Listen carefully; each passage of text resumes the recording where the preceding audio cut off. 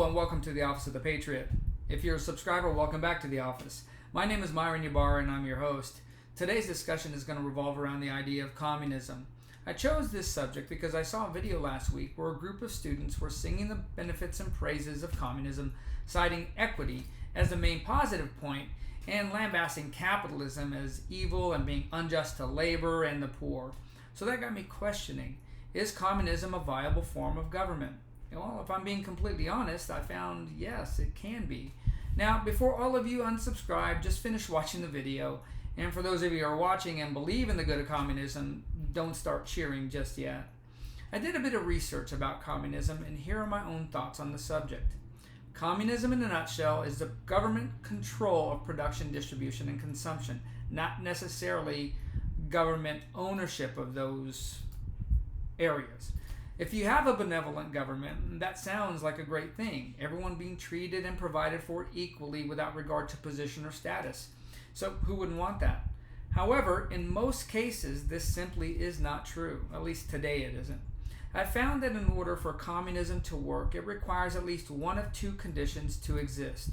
The first is a society that has an emotional connection between each member of the community. This is only achievable with small populations such as tribes or townships. As an example, in older tribal societies, virtually every member within the tribe knew all the other members within that tribe. He or she within the tribe had specific responsibilities within the tribe to allow the tribe to survive and thrive. When one of the tribal members started to slack, they didn't do their job, other members pressured that tribal member to pick up the pace, or they took up the slack for them because of that emotional attachment between the members. Communist Russia, formerly known as the USSR, understood the need of creating emotional ties between citizens within their communist government. That was the primary reason for the requirement between government officials and workers to call each other comrade. It was government's hope that by ordering people to refer to each other as comrade, that they would find solidarity behind the idea of communism. Obviously, that didn't work out well. Where communism does work is when technological availability and population counts are low or high, and I'll discuss that in more detail later in this video. The goal of these tribal societies is to survive, and cooperation between tribal members is paramount to that survival. Having an emotional connection between all the members within the tribe reinforces that cooperation and makes it more likely for the tribe to survive and ultimately thrive. A modern example of this behavior is demonstrated through the concept of restorative justice. Restorative justice is a concept that advocates corrective solutions through mediation between victims and offenders. This system they've tried to use it in the law, and it doesn't work as well in that because of that connective tissue is missing. But they do use it a lot in schools, especially elementary schools, where one student causes harm to another or violates a class or school rule. In this example, you can see that having two students who know each other where one has harmed the other or the class, that incident or the students actually have a higher likelihood of getting that positive correction as a result of those interpersonal connections between the students. That connection is missing in current society, and that's because our populations are massive in scale. The other condition, the opposite end of the spectrum, where communism could be viable or could be a viable system of government, would be in a utopian society. We would have to be at a point at our technological advancement where not only all material needs are met for every person in this society, but all material wants as well.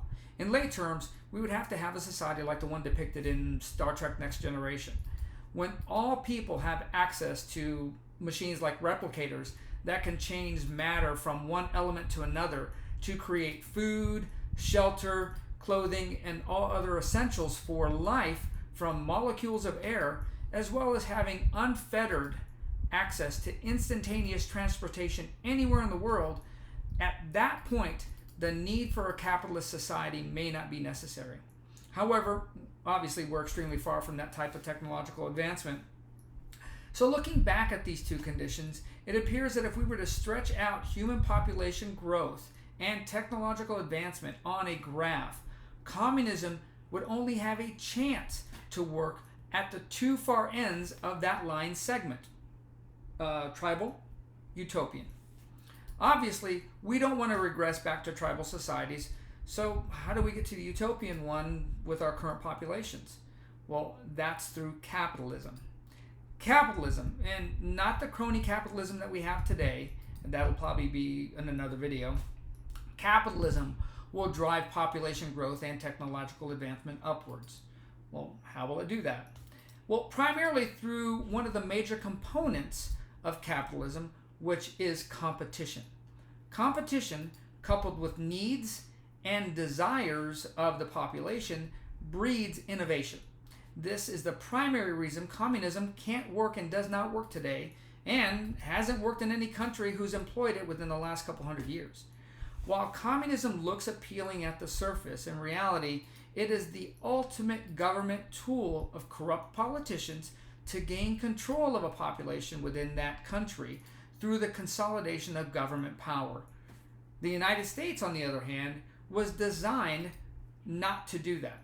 The United States Constitution was designed and drafted to separate the powers of government. In each of these separate branches, our forefathers laid the reins of control with the people, with us.